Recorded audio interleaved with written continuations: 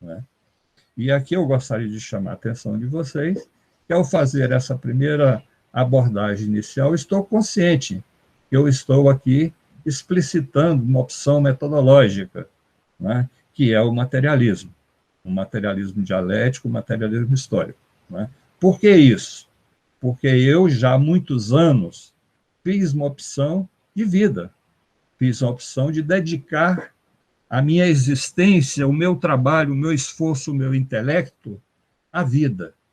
A vida, não simplesmente a vida biológica, a vida atendendo às suas multiplicidade e multilateralidade de necessidades. É ter saúde, educação, casa, direito de ir e vir, etc., etc. Tudo aquilo que compõe uma vida com o mínimo de dignidade. Né?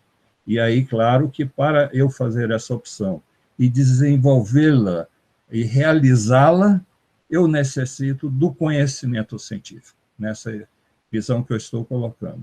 Se eu necessito do conhecimento científico, nas diversas áreas do conhecimento físicos, biológicos, químicos, etc., não tendo condições de ter hoje essa multiplicidade de conhecimento em áreas especializadas, áreas mais específicas, que exige um volume de informações, né, que pela minha vida cotidiana, pela vida cotidiana de vocês, nós não temos como ter acesso.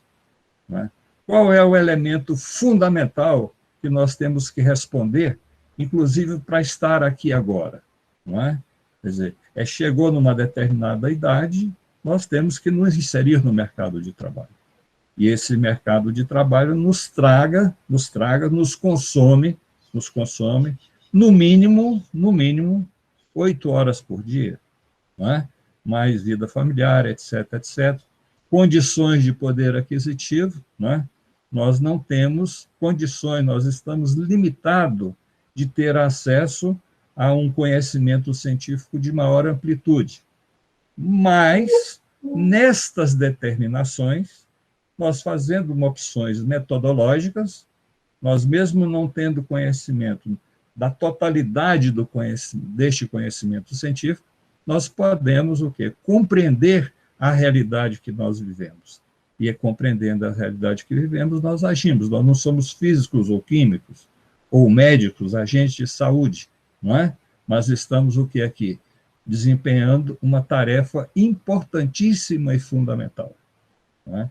Que às vezes é relegada a segundo plano por algumas pessoas que não compreendem que nós, para agirmos, e não há forma diferente, vou dizer assim, é uma determinação estrutural da existência, da nossa existência, enquanto espécie, sapiens que se humaniza, não é? É que tem a capacidade de acumular aqui, no cérebro, não é? Acumular a experiência produzida historicamente pela nossa espécie.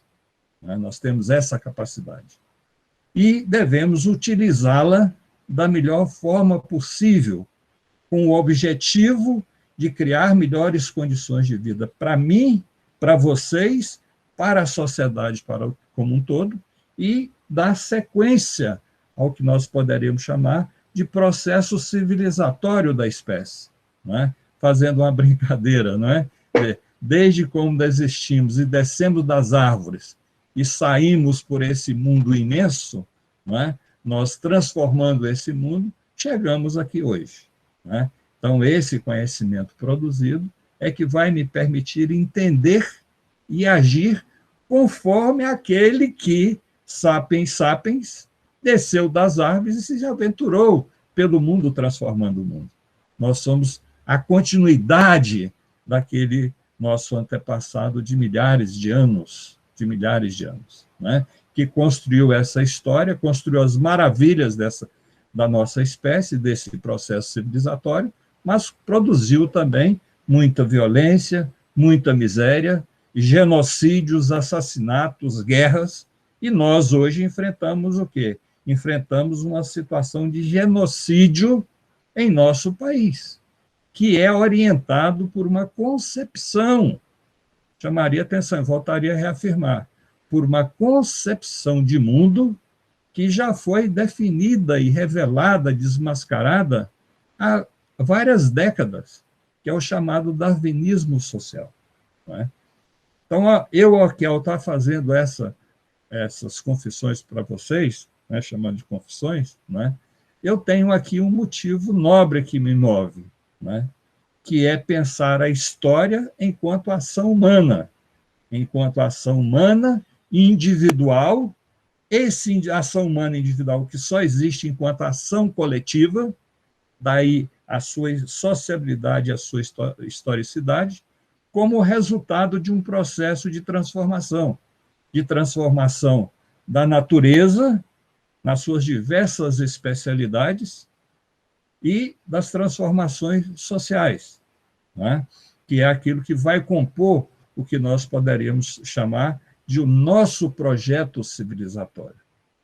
E chamaria atenção aqui, né, que não temos como pular dessa canoa, né? Não temos como pular desse barco, dessa canoa.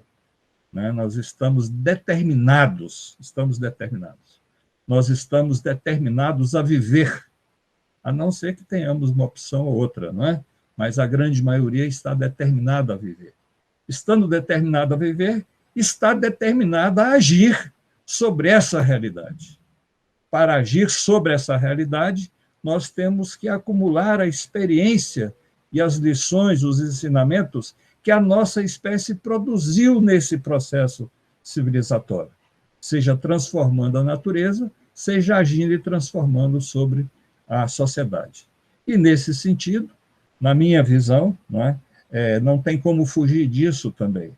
Nós vivemos num processo constante lá da desagregação da comunidade primitiva, conforme vocês estudam e propagam, e ensinam, é movido por um processo de luta de classes. Enfim, a intervenção humana na produção das condições existenciais é determinada por esse conjunto. Mas, ao produzirmos história, só produzimos ela em condições determinadas. Não produzimos conforme a minha vontade, conforme a vontade de vocês. Porque, segundo a minha vontade, eu não queria estar aqui no Brasil, neste momento histórico, enfrentando uma onda de genocídio que estamos vivenciando. Não é isso? Quer dizer, então nós somos determinados. Então não depende da vontade de um ou de outro, mas somos partes integrantes deste projeto como um todo, que é um processo. Então, essa ideia do processo, que é outra ideia que eu creio que é fundamental e importante, é para que nós não tenhamos aquela visão de que as coisas acontecem de forma sequencial. Aconteceu aqui, passou um tempo, aconteceu outro, sem nenhuma vinculação.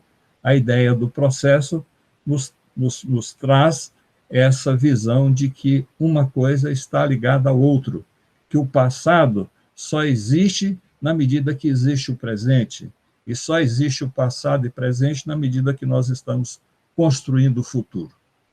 Estamos construindo o daqui uma hora, daqui meia hora, o amanhã, durante todo esse ano, que vai ser o resultante da ação individual nossa, da nossa ação coletiva, enquanto membros pertencentes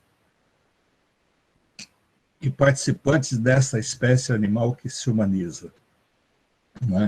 Caso contrário, nós não existiríamos, não é isso? Seríamos outra espécie animal. Nesse sentido, eu gostaria de... Desculpe. Que, do ponto de vista da minha visão, ao contrário, inclusive, do que eu aprendi na minha formação lá, inicial, não há modelos a serem seguidos. Se não há modelos a serem seguidos, daí, veja, por isso eu estou dizendo que estarmos agora aqui, com 150 anos da Comuna de Paris, ela não é um modelo a ser seguido, não há o que comemorar, mas sim extrair suas lições e seus ensinamentos. E, para isso, para compreender esse processo como um todo, nós devemos superar os dogmas. devemos superar o dogmatismo, não é? Muito próprio aos descelebrados, aos mensageiros da morte, aos genocidas, não é? Que está impondo e até comemorando, não, às vezes não publicamente tem essa ousadia, né? Mas às vezes não publicamente, comemorando a morte de mais de 400 mil pessoas, a propagação dessa pandemia, né? Aí vocês vão pensar assim, ah, não, professor, o senhor está pensando aqui que as pessoas são muito más. Não, as pessoas não são más, elas se tornam más. Existem pessoas más, e infelizmente estamos constatando aqui no Brasil que o número é razoável, não é? Pegando um exemplozinho para vocês, que dentro dessa visão é um exemplo individual de um casal, mas que está inserido nesse conjunto de relações que eu estava colocando. O problema do assassinato daquela criança, o Henry, né, no Rio de Janeiro. Então, você olha para aqueles personagens, principalmente para o personagem principal, você vai pesquisando e vai buscando informações sobre a formação que ele teve, né, uma formação de extrema violência, né? Então, se teve essa formação de extrema violência, se torna uma pessoa violenta, mesmo ocupando postos e cargos de destaque, qual é a sua prática diária? Não é defesa da vida, né? Então, veja, aí eu estou pegando esse exemplo para inserir o indivíduo, que somos nós, nesse contexto mais geral, né? Ao mesmo tempo, nós temos aí uma série de pessoas fazendo coletas de alimentos para minimizar as condições de vida, a fome que está generalizando neste país, né? Então, neste sentido, a comuna, né, entre outros exemplos, né, é um grande exemplo, né? E é a partir de seu estudo das conclusões, aí eu coloco de Marx, Engels e Lenin e outros, porque foram aqueles que mais estudaram, mais pesquisaram e sistematizaram essa experiência, né? Se nós fizermos isso, estudarmos de forma mais aprofundada, mais detalhada possível, né, essa experiência, nós estamos municionados, estamos instrumentalizados para analisar os acontecimentos dos dias atuais, dos processos em curso a nível mundial, seja na América Latina, no Brasil, na Venezuela, na Bolívia, etc., etc., né? Ou seja, são também países ou partes geográficas que estão inseridos nesse contexto mais geral. Veja, eu fiz referência aqui ao Brasil mais imediato, né? Mas vejamos, na Venezuela, com todo o cerco, com toda a pressão econômica militar, né, o governo não caiu. Por que esse governo não caiu? Não é interessante, já era para ter ido abaixo, né? Se nós acompanharmos a história da Venezuela, e principalmente a história mais recente, principalmente de Hugo Chávez para cá, né, nós vamos ver o quê? Que eles reorganizaram a sociedade, né? Diferente do Brasil. Eles reorganizaram a sociedade, aonde o controle das decisões e o controle do poder político, e chama a atenção, do poder militar, não está a serviço das classes proprietárias de terras, proprietárias do capital, proprietárias das indústrias, né? Porque por esses já teriam colocado esse governo abaixo. Então, são elementos interessantes do ponto de vista da organização que se buscou realizar na Comuna de Paris em 1871, mas por ser um contexto de guerra civil, né, de destruição em grande parte, né, não pôde ser concretizado. Mas a Venezuela, com suas particularidades, suas semelhanças, está construindo algo que se aproxima, algo semelhante àquilo que teve como ponto de partida a Comuna de Paris. Se formos pegar a Bolívia, agora recentemente, há 2 anos, um golpe, né? Um golpe civil-militar, né? Civil-militar, desses desmiolados, dos darwinistas sociais, né? Derrubaram um governo legítimo, assumiram, mas não conseguiram governar, né? Qual é a base estruturante dessa realidade da Bolívia? Fundamentalmente pela composição econômico, social e política e da existência das diversas populações, né, diferenciadas, das populações autóctones que sobrevivem e se organizam de forma comunitária, né? Daí a palavra comum, não é isso? Então, não abusando aqui da paciência de vocês, depois nós podemos voltar e aprofundar um ou outro exemplo desse, ou mesmo o que eu não estou colocando. O que me chama a atenção aqui, que eu coloquei esses exemplos, é para afirmar que um dos ensinamentos das lições da Comuna de Paris é que não há outra saída, não há alternativa à organização popular. Somente através da organização popular democrática é possível enfrentar os problemas que são colocados cotidianamente para cada um de nós e para o conjunto, para a sociedade em geral, não é? Então, eu gostaria aqui, para colocar essa visão que eu estou dizendo para vocês, não é? Não abusando da experiência de vocês, eu gostaria que é um tema que eu pesquisei, estudei muito, e foi pesquisas e estudos responsáveis pela visão que eu tenho hoje, mais trabalhada, mais formatada, não é? Que é o processo revolucionário burguês, não é? Eu procurei estudar lá esse processo revolucionário burguês, pesquisando, não é? Desde o período lá do chamado Renascimento até o limiar do século XX, para entender, não é? Como é que ocorre esse processo, o processo histórico, como é que ele se manifesta nessa multilateralidade, na multiplicidade, ele se manifesta naquilo que nós chamamos de processo histórico, e como ele influencia e determina a nossa vida hoje, não é?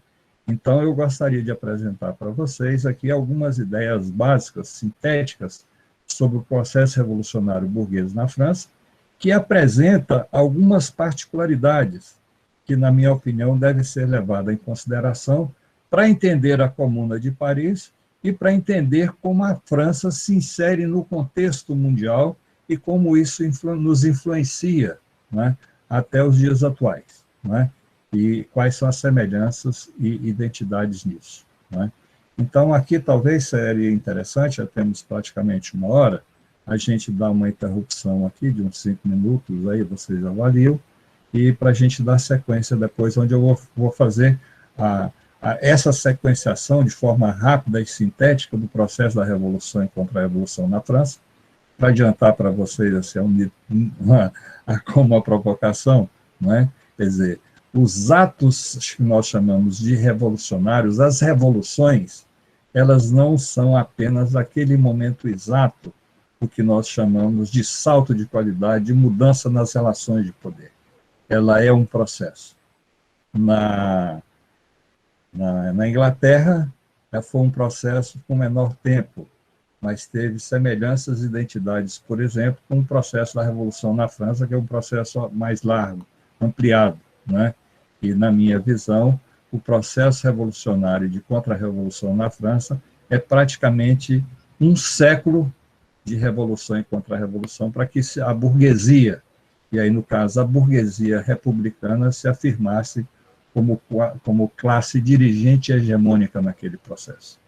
Que é diferente do que ocorre nos Estados Unidos da América do Norte, diferente do que ocorre na Inglaterra, do que vai ocorrer na Itália, na Alemanha, mesmo sendo todos parte desse processo da chamada Revolução Burguesa. E aí, Arthur, você acha aí que a gente dá um intervalozinho, ou seguimos? Vamos fazer alguns comentários. A Luana disse que gostaria de estar na Nova Zelândia. Quando você comentou dos golpes, o Pablo comentou o vídeo Mianmar. Caso Mianmar. Eu disse que a gente está precisando de um exílio emergencial. Mas, infelizmente, né? Infelizmente, nós temos aí que enfrentar o que está aí, né? Infelizmente mesmo, que é o que eu estava dizendo, quer dizer, a vida, nós interferimos muito pouco sobre a nossa vida individual, né? Se vocês analisarem cada um, quantas decisões tomamos sem ter uma capacidade de liberdade de escolha, né? Que nós somos induzidos e vamos decidindo, como diz assim, vamos sendo levados, né? Vamos sendo levados por uma multiplicidade, multilateralidade de relações na qual nós estamos inseridos, né? Então, a grande questão é essa, né? Quer dizer, a vida não é resultante das minhas vontades, dos meus desejos, né? Quer dizer, eu desejaria viver numa sociedade sem classes, fraterna, etc, etc. Mas sei que isso é resultante de uma construção neste processo histórico, né? Então, infelizmente, a realidade é essa, né? E a realidade é muito dura, é muito dura. Me angustia, né? Me angustia, eu pessoalmente, fico muito angustiado, né? No cotidiano, ter que ficar em isolamento, né? Ter limites na minha intervenção social, né? Para enfrentar esse genocídio que está ocorrendo no país, né? Então, isso me angustia.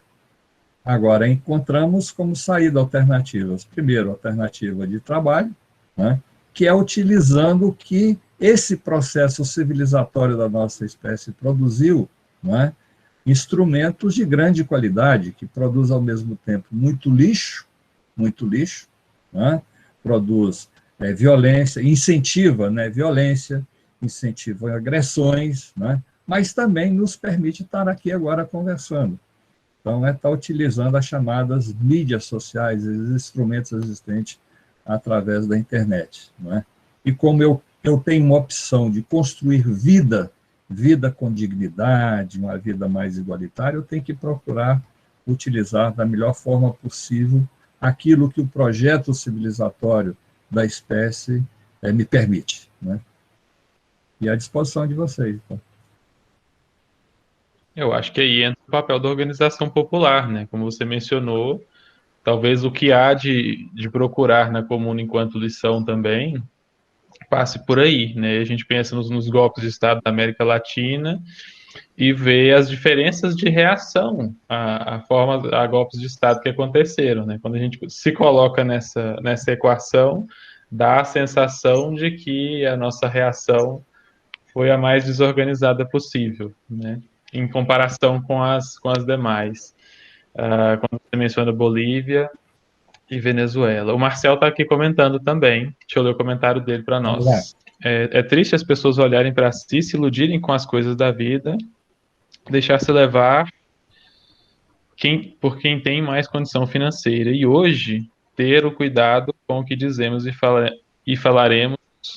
Ter o cuidado com o que dizemos e falaremos.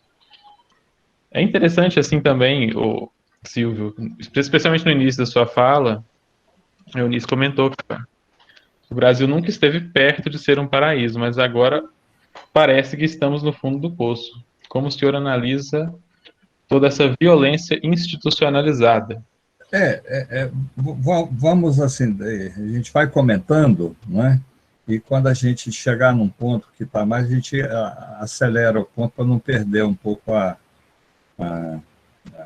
dinâmica. Está aqui, o slide nos permite uma certa coerência, não é? Mas também não deixar de fazer alguns comentários, não é? E aí eu vou procurando fazer nos comentários, remetendo aqui a esse processo histórico de Revolução contra a Revolução e a Comuna de Paris, né?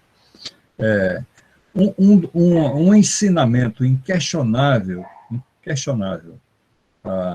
da história da nossa espécie nesse processo civilizatório, né, é que, de forma mais consciente ou não, ou inconsciente, né, nós vamos, vocês que são estudiosos da história, né, constatam, percebem, divulgam que desde o momento em que a desagregação da comunidade primitiva e o surgimento das diferenças sociais, do que vai configurar na existência das classes sociais e na submissão,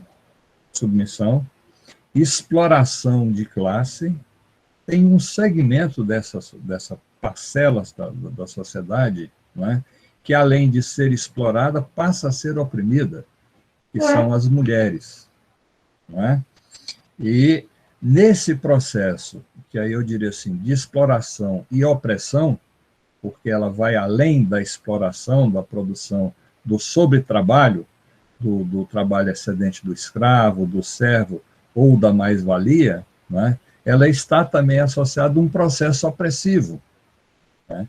E esse processo opressivo atinge, historicamente, primeiro, as que nós chamamos mulheres, né, o sexo feminino.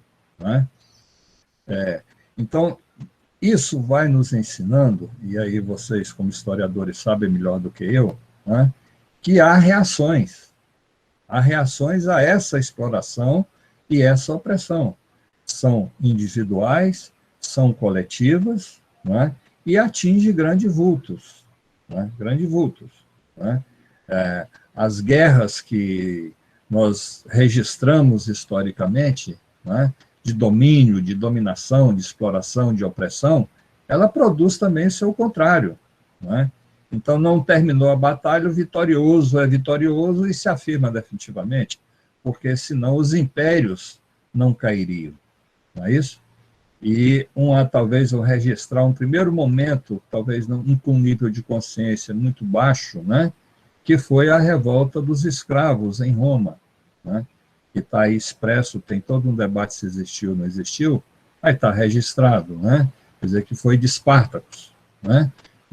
E aquilo ali é uma explicitação de como a reação individual leva a uma ação coletiva, né? E se formos pegar historicamente, depois, posteriormente, diria que a grande novidade, de forma mais organizada, mais estruturada, ela é aqui fruto da Idade Moderna, não é? Quer dizer, da Revolução Industrial, que é o surgimento das associações e dos sindicatos, né, de trabalhadores. Não é? Então, vocês vejam que daquelas revoltas, que sejam individuais, de um grupo, ou seja, de classe, ela está inserida nesse processo histórico. Não é? Então, não temos como negar esse processo histórico, e não aprender e buscar as suas lições e ensinamentos. Não é?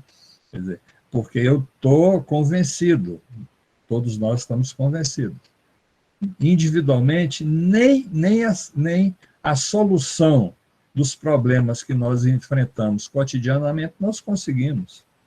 Né? Então, quando a gente necessita satisfazer determinados interesses, atingir determinados objetivos, nem sempre a gente consegue fazer isso individualmente. Então, nós temos que buscar o quê? Nós temos que buscar o outro, né? Que seja na família, que seja no local de trabalho, ou seja, repetir, né? Nós o quê? Nós somos pressionados, existimos enquanto indivíduos, enquanto manifestação, não é? Mas só existimos enquanto dotados de sociabilidade. Daí a organização, em qualquer nível, para atingir objetivos, interesses, ela é fundamental e decisiva. Né? E a nossa experiência, o nosso projeto civilizatório, reafirmou isso com o surgimento das primeiras associações e de sindicatos, né? Que tinha como objetivo atender necessidades individualizadas das categorias, dos trabalhadores, do proletariado, mas que se configurou o quê? Configurou em uma organização mais ampla, que foi se ampliando, se transformou em uma organização poderosa, e que hoje está sendo golpeado. Por que os sindicatos estão sendo golpeados?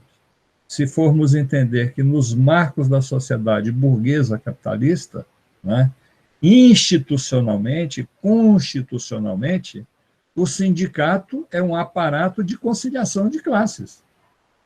Né? Mas por essa realidade ser contraditória, nem sempre o sindicato funciona como esse instrumento de conciliação de classe e de submissão dos trabalhadores aos seus exploradores. Né? Porque, sendo a realidade multifacética e multilateral, as contradições se manifestam, inevitavelmente. Daí a agressão, né, virulenta aos sindicatos, atualmente, né, que querem dizimar e eliminar os sindicatos. Né?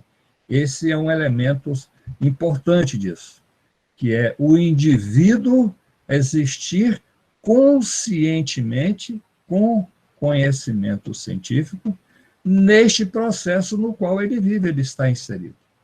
Então, a organização proletária, a organização popular, a organização das mulheres, a organização dos seres explorados e oprimidos é um elemento decisivo e é fundamental. Né? Só que, ao lado disso, se é multilateral, multifacético e tem uma visão de totalidade, isso que nós estamos falando se insere neste contexto de organização institucional da sociedade, né? Que nós chegamos no processo histórico, e no Brasil, a divisão dos três poderes, né? Executivo, legislativo e judiciário, que são formas de organização para manter, perpetuar, para manter, reproduzir e perpetuar a exploração e a dominação de classe e a opressão. Não é? Então, veja, nós estamos aqui, hoje, numa luta condenando o genocídio, querendo mais vacina, direito à vida. Para ter direito à vacina, à vida, tem que entrar como elemento intermediador disso, o que nós chamamos de, genericamente, Estado, que está corporificado no Executivo, no poder ao nível da federação. Não é? Então, esse que deveria realizar esse equilíbrio, ele tem uma posição de defender o darwinismo social e ter uma prática genocida. Não é? Então, as contradições se acirram mais, porque tem setores exploradores e opressores que vão compreender, não é simplesmente por religiosidade, por boa vontade, eles vão compreender que a própria existência deles está ameaçada, né? Porque o Covid chegou através de pessoas abastadas que vieram do exterior e que agora generalizou, não é? Então, ele atinge não só aqueles que estão em tempo de aposentar, nós que somos velhos, né, ultrapassados, né, que devemos ser jogados nas tumbas, né, atinge também outras pessoas, não é isso? Então, isso gera uma série de contradições.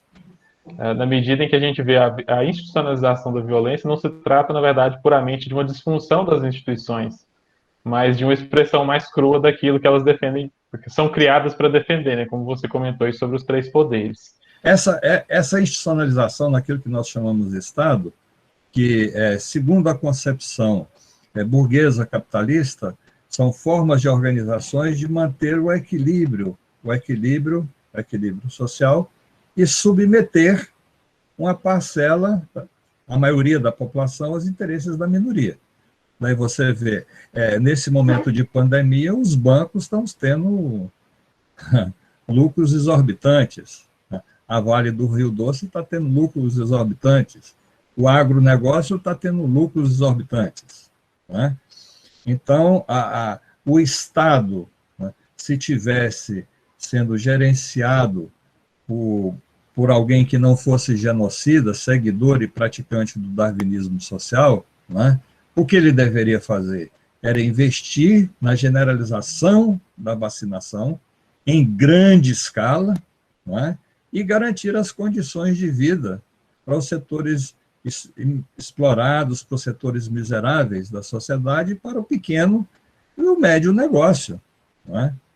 Então, isso que não está sendo feito, ou se tenta se fazer de forma muito mal, né, mas através de pressão, né, o Estado, organizado dessa forma, ele deixa de ter sentido, ele começa a ser questionado.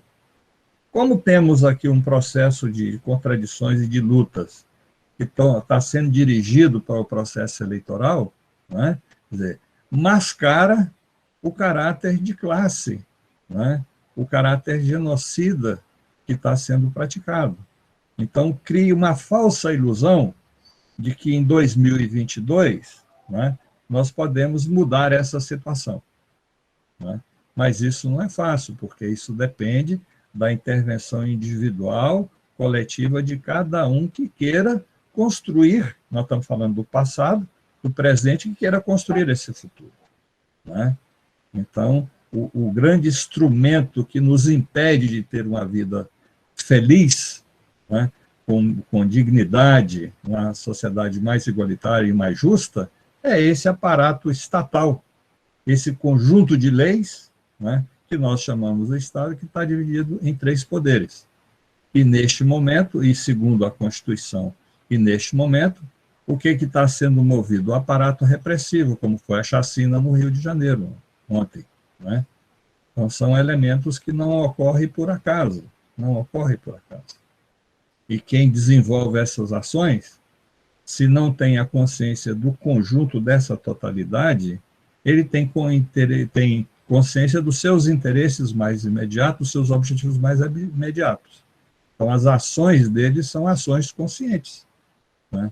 Não caímos em ilusão, né? E o objetivo desses que estão aí é perpetuar-se no poder, perpetuar o genocídio, né? E nós que já estamos nessa idade temos que tomar cuidado para não sermos um número a mais, né, na redução dos gastos da Previdência.